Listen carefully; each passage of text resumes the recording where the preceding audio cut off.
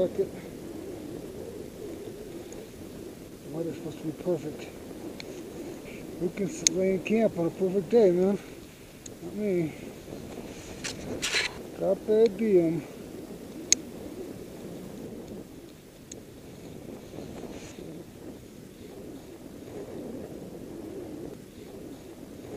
I think I might see a dead guy.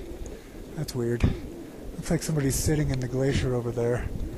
I'll have to take a closer look. That's it for now. Bye.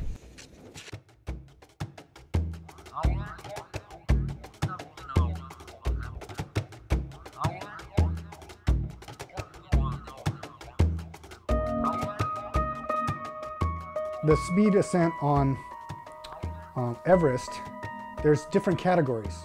So you have your speed ascent, which has been done by the Sherpas with oxygen, and then you have, other ascents that have been done without oxygen. And what I'm trying to do is establish an ascent from base camp to the summit and back to base camp without oxygen. So I think, that's the dream.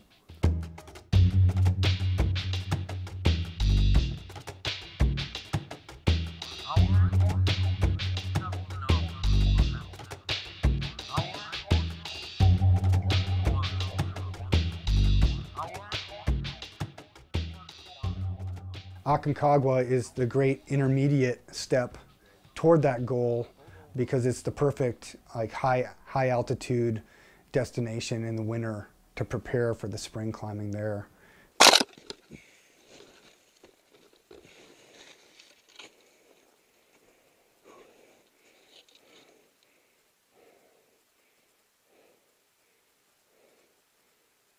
Shit.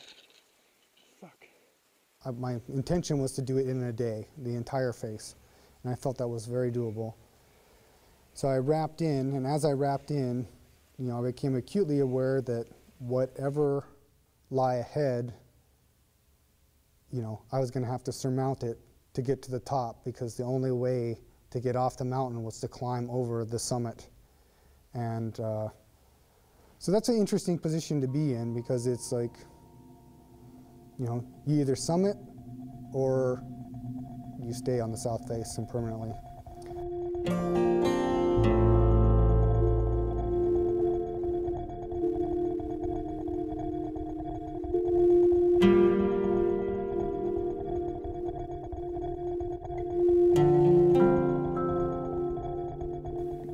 The pain levels, the suffering, that goes on in climbing, it's kind of, there's different facets to it.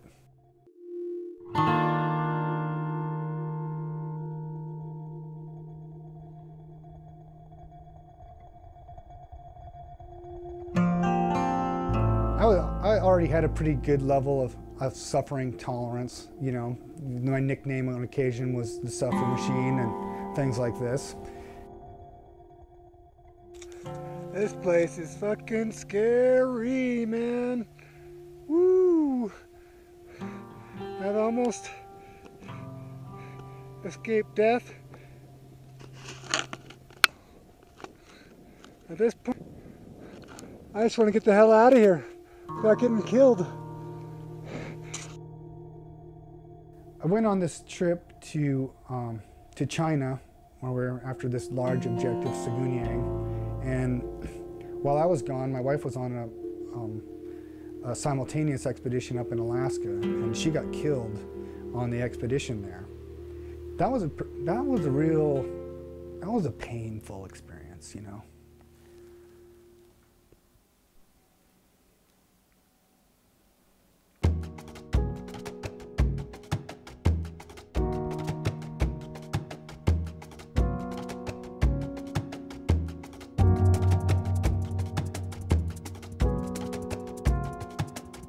But, you have two choices at that point. You can either quit, or you can, find the aspect that drives you and then remain and keep going for it.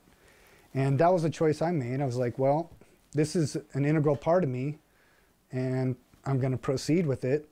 And I know that the consequence can be death.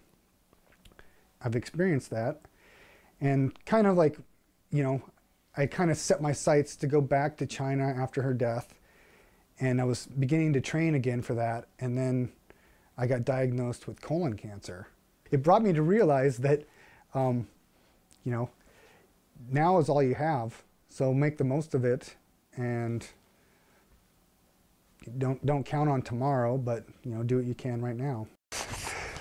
There I am, top of Aconcagua. Yeah, all said and told, I spent 42 hours on the face, and only about 7 of those not climbing while I was just waiting out the darkness. It was a beautiful route, and glad to be off of it safely.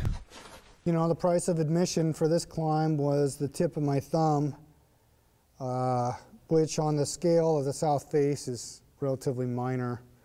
I think there's at least 7 bodies on the South Face currently.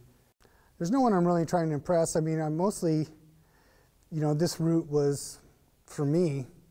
It was, you know, I did it for myself just to see, it was a test.